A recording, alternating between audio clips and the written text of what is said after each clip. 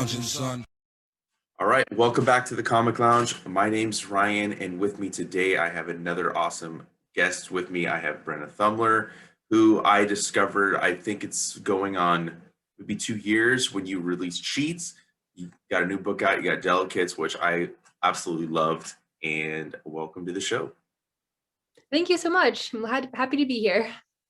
I discovered Sheets because like the shop that I'm now working at, which I was just a customer before, like, they send out the weekly things for the new graphic novels. I saw the description of Sheets. I'm like, oh, that sounds really cool.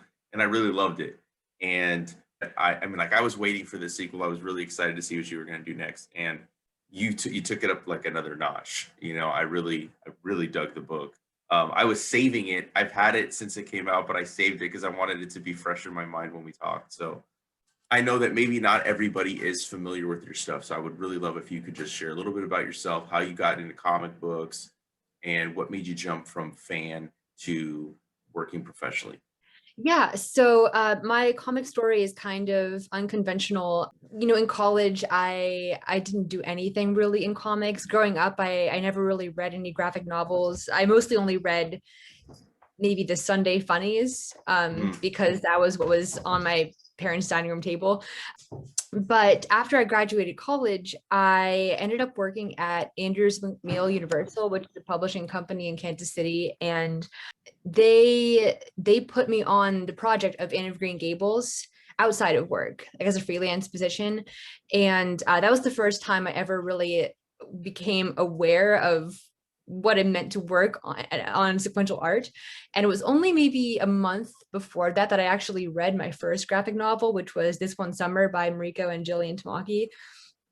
And it was just an awakening experience. I never expected to enjoy it at all, let alone love it passionately. So yeah, it kind of was just thrust on me. And it was like someone was saying, like, you have to do this. We're not going to let you avoid this. So my first experience with graphic novels came at 2015. So not that long ago. Crazy. Yeah, I mean, it looks as if, because I mean, drawing comic books, I would imagine is like my wife is an artist, but she and I've always bugged her. I'm like, oh, let's do something together. But like drawing sequentially is a completely different thing than just doing a drawing or a single image or a painting, right? And right. I thought Sheets was very strong, and you only did the Anne of Green Gables before that. Yes, and I only did the illustrations for that. I was working with someone else who's doing the writing. So what was, because I mean, I know we're going to talk about Delicates, but I want people to also realize that like this is a sequel also. Maybe I've seen a couple people be like wanting to pick up the book, and I'm like, you have to get this also. What was the experience like doing Sheets, your first graphic novel? I think it had a lot of people loved the book, much like myself. But what was that experience like? And then take us into like Delicates and doing this. Oh, it was horrifying. I mean, like all of a sudden I had to do so much more. And I mean, when you have someone doing the words for you, you obviously only have to worry about one thing, is the art. I mean, there's always that balance between the word and the image, which is really hard to balance. But if you have someone kind of handing you the words, it's like that whole stage is completely done for you, and you just have to kind of go off of what they're doing. But when I have the blank page in front of me for the entire book, it was certainly intimidating, but it also kind of lets you, I mean, it gives you more freedom. Like all the decisions were mine. So in some ways the balance is easier because you yourself can make those decisions on like what words are needed and what visuals are needed. I personally write everything first. I have like a fully developed manuscript before I actually go and do the art. So as I was writing, I could kind of picture the visuals in my head as I was developing the script. And so there are definitely the advantages and disadvantages of having someone doing the writing and doing it all yourself, especially when it's your first time ever doing anything like that on such a large scale. So I think that was the biggest obstacle for Sheets, was just not really knowing what was right or wrong and just having to dive in with no prior experience ever doing anything like this. And so when I went to do delicates, I mean, it was slightly easier because I did have the experience, but it's always a challenge. I mean, I went to write a sequel and I wanted it to be very different. I didn't want it to just be a like a follow-up, like a continuation of the story. I wanted it to be almost a new book. And so you basically are starting from square one all over again. You have to have new characters, new plot lines, and new goals. And so while you know what to expect from yourself as far as your timeline and how much how much time you're going to need for each section of the project, and you're getting better at your composition and getting better at storytelling, but it's still so many decisions that you have to make yourself, and it's really scary.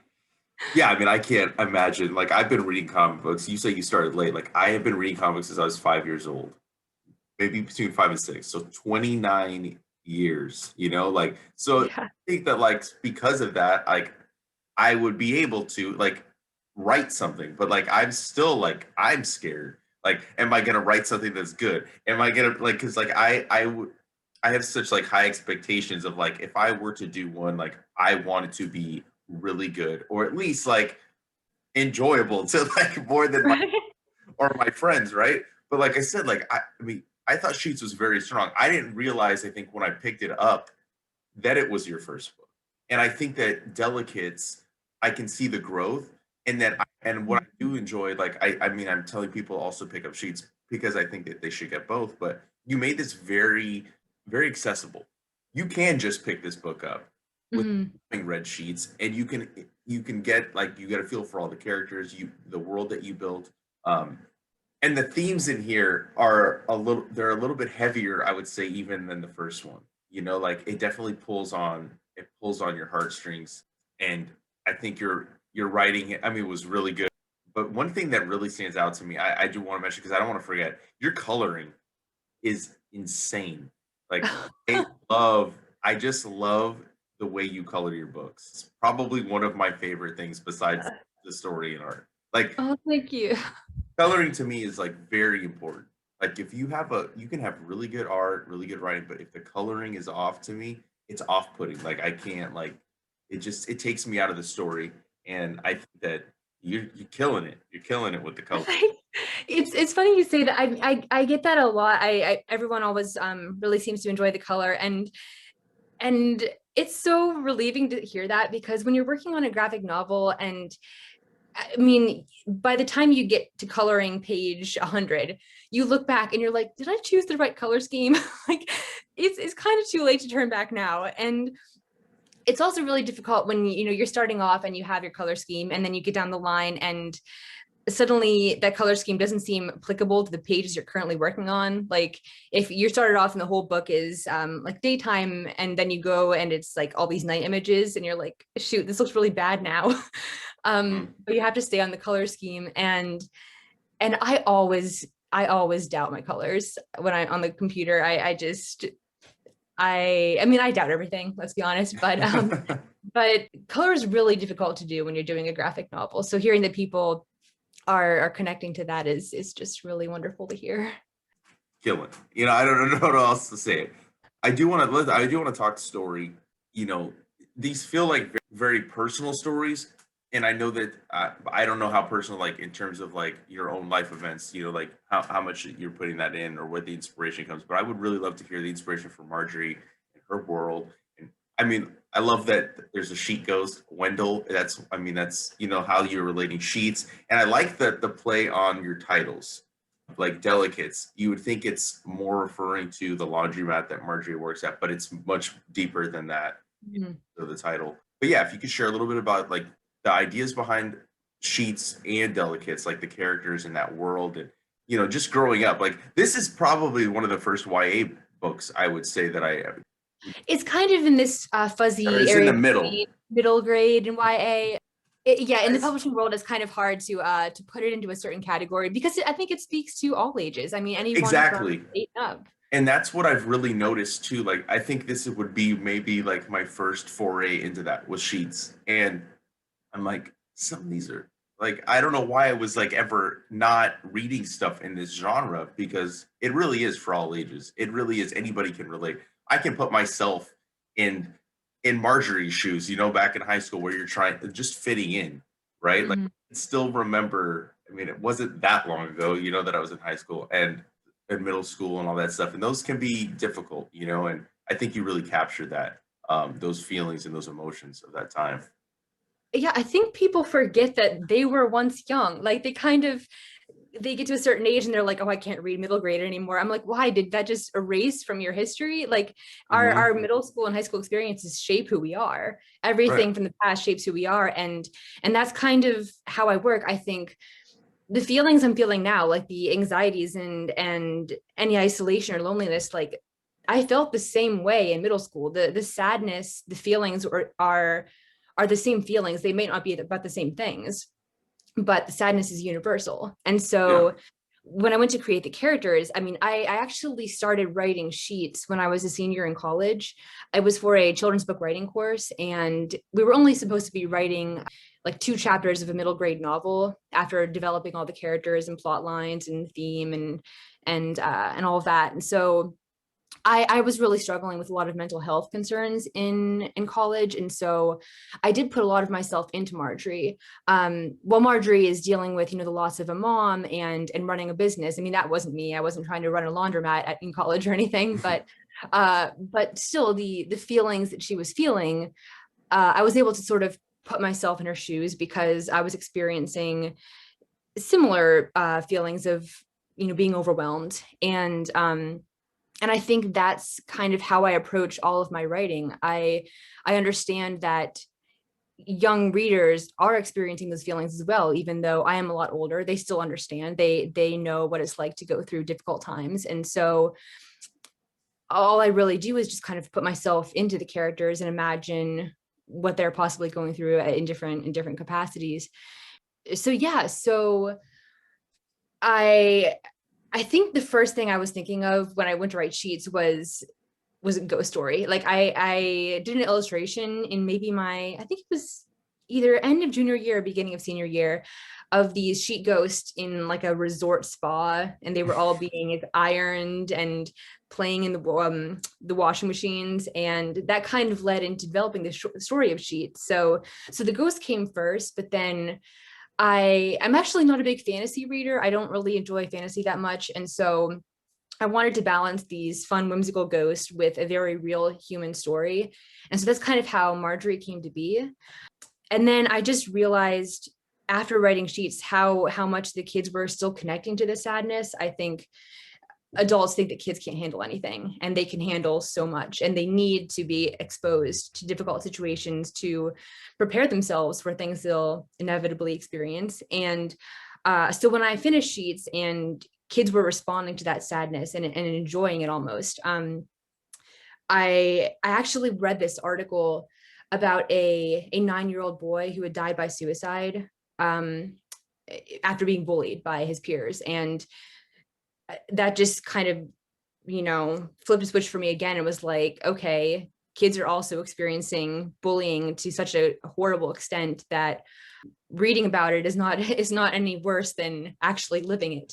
So that kind of inspired me to dive into even more overwhelming and scary themes in delegates. God, yeah, that's what I mean by pulling on heartstrings. I mean, I'm a dad, and like hearing that, I feel like I might have heard, I've heard more than one story. Like obviously, the story you heard, could have been a different one, but bullying is, it's crazy how big of assholes little kids can be. I mean, I don't know how else to say it, but I mean, it's horrible what they do. Yeah, they can do some damage. I mean, I wouldn't say my daughter dealt with it, her first year in kindergarten, but like she would tell me like that some kids would say stuff, and as a dad, like I want to go do something, and like I can't, and I think that you really do it, and no pun intended, in a delicate way, the way you're presenting this bullying, and it is something that I think you don't see stuff like this really talked about in books necessarily, and it should be, because kids should be aware of it, and even like, so you're talking about the bullying, but you're also talking about Marjorie trying to fit in now that she's in the popular crowd, which she wasn't in Sheets, and that balance of like she wants to fit in, but then she's got her new friend that she kind of likes, but that she doesn't want to be seen with because everyone's making fun of her. There needs to be more projects like this, I think, and I think that you do it in a really interesting, fun, and caring way. You know. Yeah, I mean, it's really important for me, I think, to not have a simple one problem plot line. I've been aware of my tendency to just cram too many things into a piece, like, oh, I want to say this and this and this. And even my illustrations in college were like, so like too much, like there was too many things going on because there's so much I want to throw into it. And I think it comes from this understanding that life isn't just this one simple problem. Like there's so many things happening at once, and not just to adults. I mean, kids aren't just dealing with a bully at school and everything else is peachy. Like they have so many problems getting tangled together, and one problem might be making one thing worse, and they're all like this tangled web.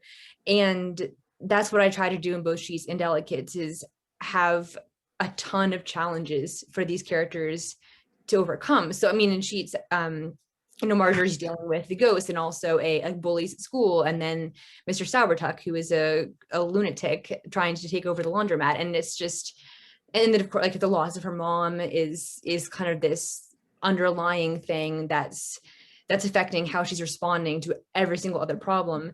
And that's just reality. I mean, kids have to deal with so many things at the same time, and I definitely try to push for that in all my stories. Like it's a sequel, right? But Eliza, the new character, takes, I would say, just as center stage as Marjorie. I feel like you give her just as much screen time as Marjorie.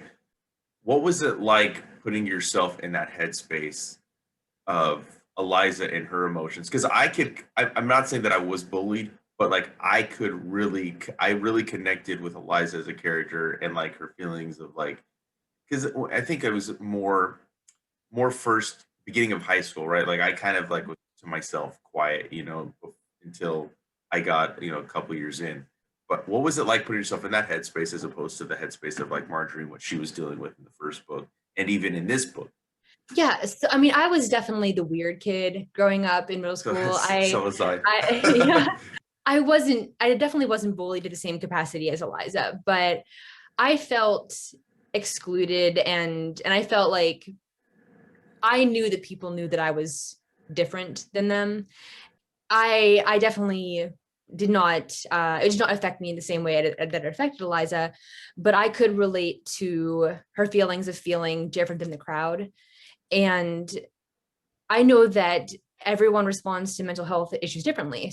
So that's one problem I think people talk about when they're reading books about mental health, is they say that you're doing it wrong, you're approaching it wrong, but every single person responds to social situations differently. And so it's impossible to talk about difficult problems and have it be the same situation as everybody is. They it's going to be different for everyone. So as long as you can kind of relate in some way, ideally they can put themselves in their shoes, even if the character is responding in a different way than they would. So I think just having the emotions within Eliza be relatable, then the way she was reacting was just me making the decisions for her as a character. When you're writing these characters, I know you said you do full script before, but do they ever take on a life of their own as you're like kind of drawing it out? Like, do you stick to the script, or do you kind of leave room for it to kind of grow organically as you're doing it as well?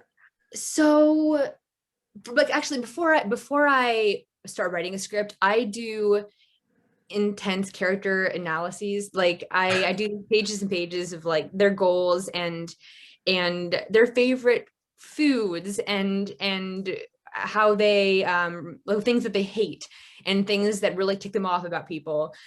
And so I kind of get to know my characters before I start writing.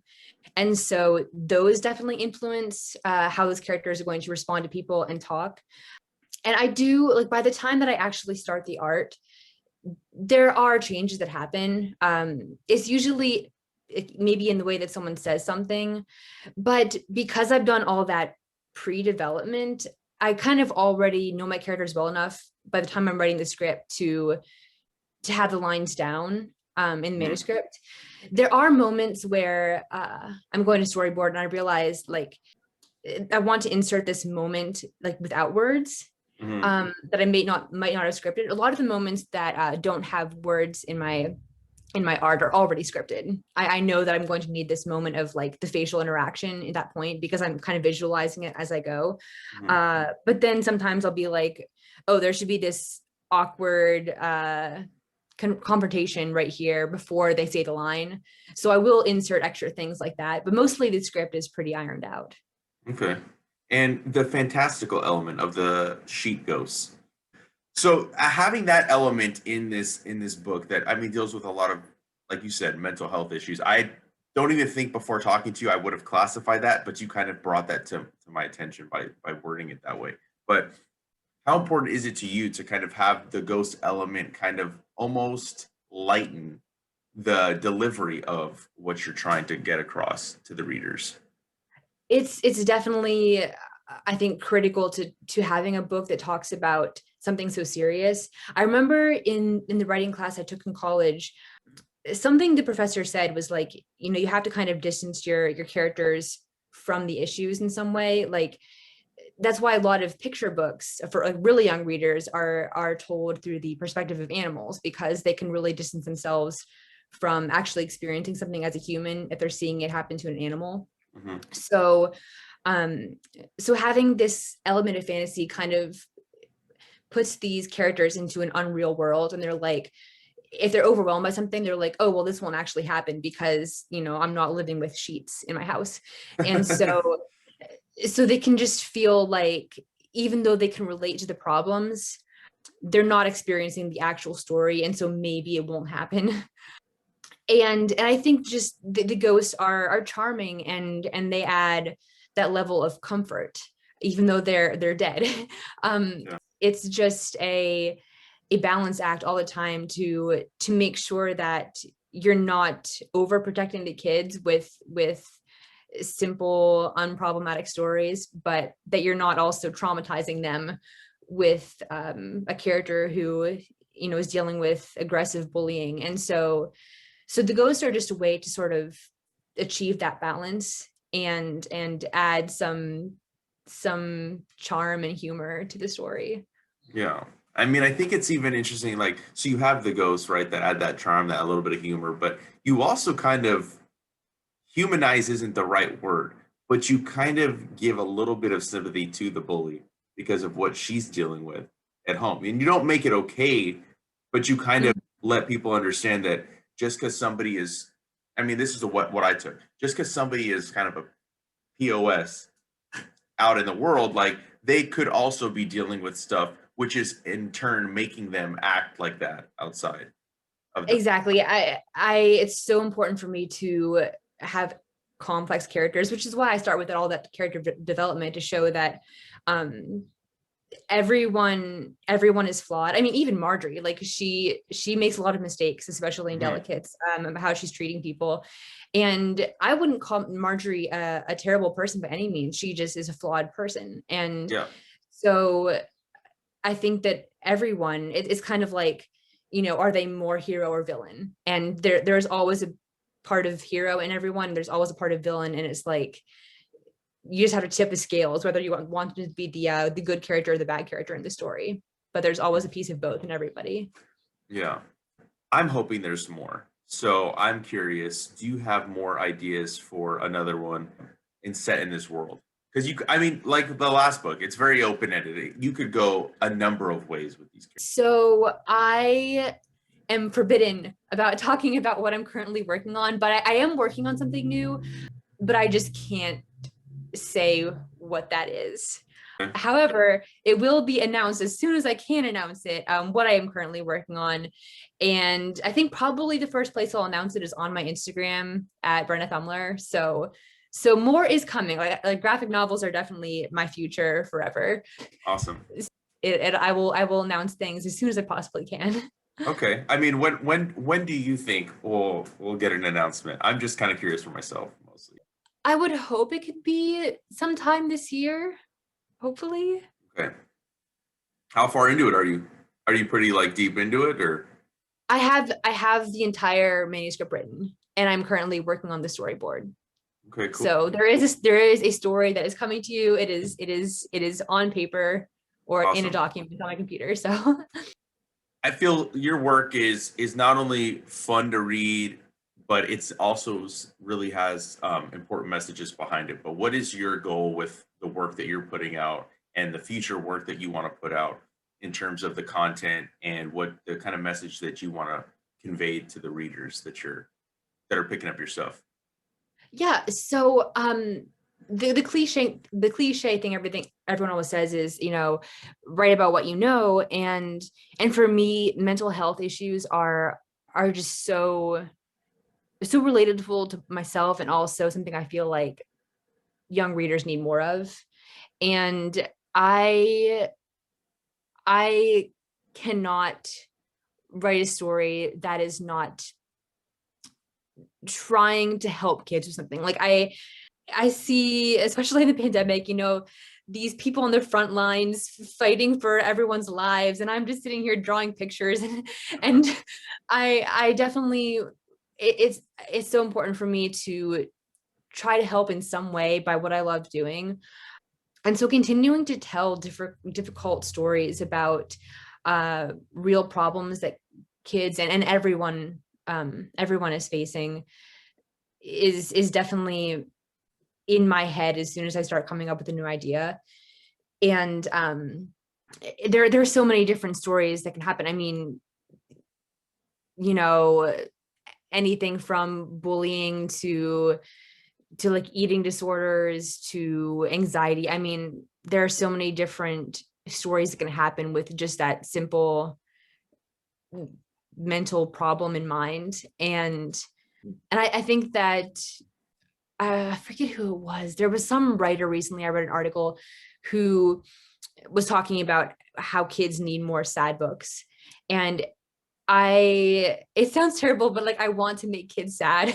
I want I want them to experience those emotions and be comfortable with them. I want them to know that it's okay to feel the negative emotions and not just have something where they're like, oh, that's too bad, but mostly feel happy. Like I want them to understand that they can experience really horrible things and still be completely okay. I think the more that I put myself into a story, kids can realize like, oh, if you've gone through really difficult times and you're completely okay now, and if there's like a really happy ending to a really tragic book, it's so much more impactful to have a hopeful ending that follows a really traumatic story than a hopeful ending that follows like a story that wasn't really that bad. Hmm. So just having really traumatic stories is kind of my goal as a writer. As Okay. long as there are those feelings of hope that are throughout, and then ultimately a lot of hope in the end. Yeah, I mean, I think that I 100% agree. I think that it is more impactful when you have the hope at the end of something that's really shitty or, just, emotionally hard or whatever, even physically hard. If it's like a sports story where somebody like that's what I really latch onto is those real human connections, those real human emotions in stories. And I think you capture them perfectly. I think that these two books are very good, and I cannot wait to see what you're working on next. And are you have you? Well, and you can't tell me, but do you have ideas beyond this world of characters that you would like I to? do. Yes, I unfortunately I have a ton of just very vague story ideas following, like aside from what I'm working on now. Like I have just like maybe one line like, oh, I want this character to experience this at some point. And and it's kind of, first of all, I have to choose like, okay, which story path do I want to follow? What does the world need right now? And then I think it's going to be a matter of me starting with character development, like realizing, aside from this maybe one character idea, what characters are going to be needed to balance out those characters, to kind of get in the way of their problems or help them along the way. And so it kind of goes back to that story development before I actually start writing the story. How long does that take? I'm just curious because I mean, to flesh out an entire cast of characters with their likes, their dislikes, their motive, like, that seems like it's very like it's very very time consuming. So I'm just curious because like I don't think I've no writer that I've talked to has ever said that that's their process. So I'm curious how long that process is from the initial line, right, of your idea to fleshing out the characters in their world before you actually get to starting writing the story.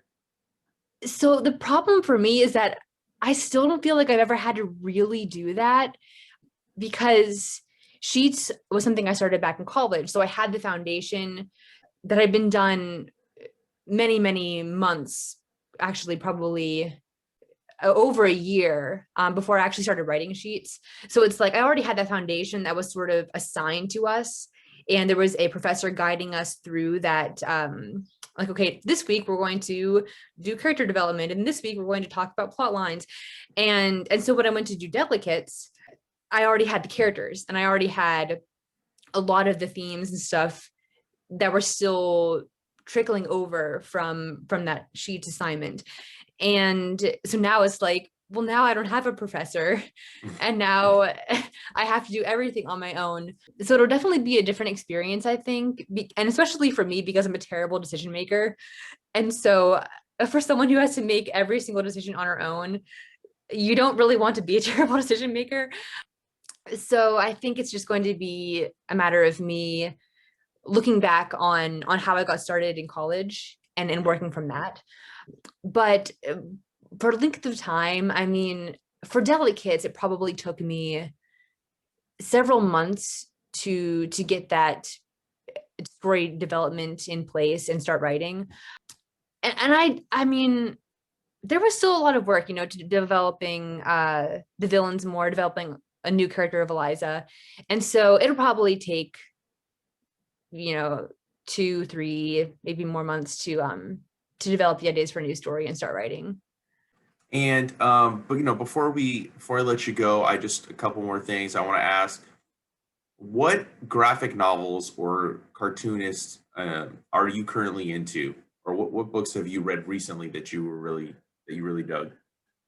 So I think I mentioned these two on every single thing I've ever talked on.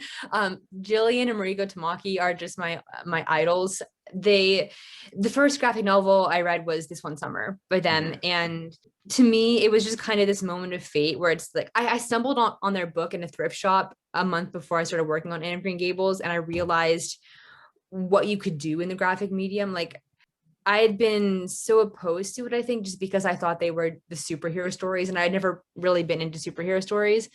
And so when I realized that you can tell this like beautiful emotional story that features like a young female protagonist who's just a normal person, it just opened my eyes to the entire medium. And the art was beautiful. I love stories like This One Summer, but that are just these slices of life where it's mostly this emotional story and not really a plot line story.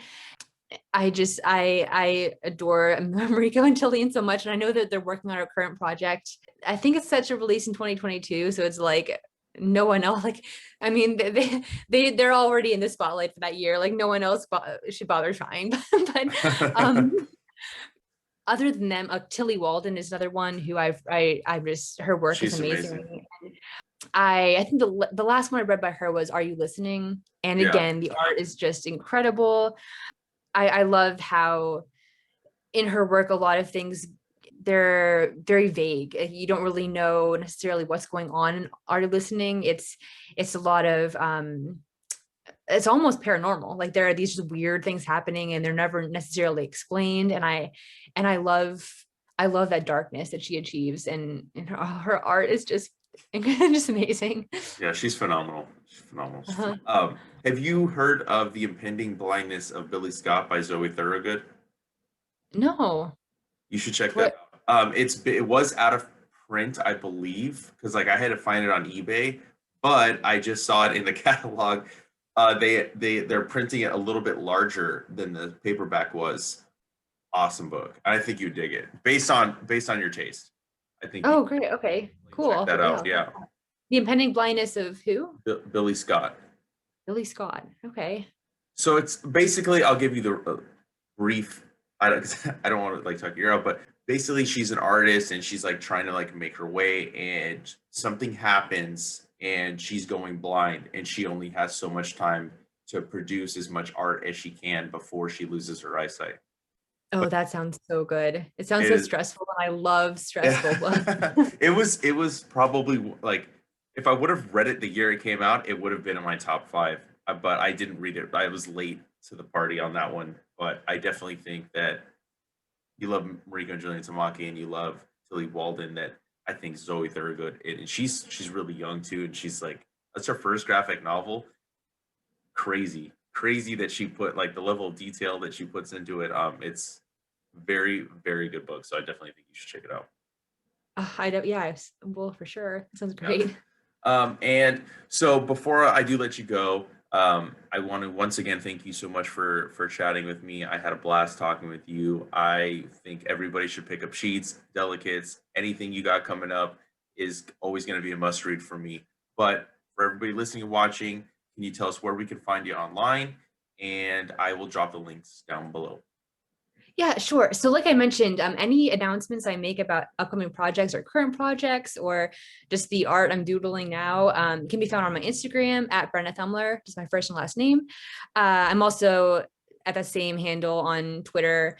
And my website is also brennathummler.com, and there are also prints on the site. So yeah, any of those places, you can All find right. me. Awesome. And everybody hit those links, go buy some prints. I bought a print, I think it was during the pandemic or maybe it was before, I don't know. But, Oh yeah, yeah. but definitely check your stuff out, go pick up these books, and I cannot wait to chat with you again. Thank you so much for having me. This is great.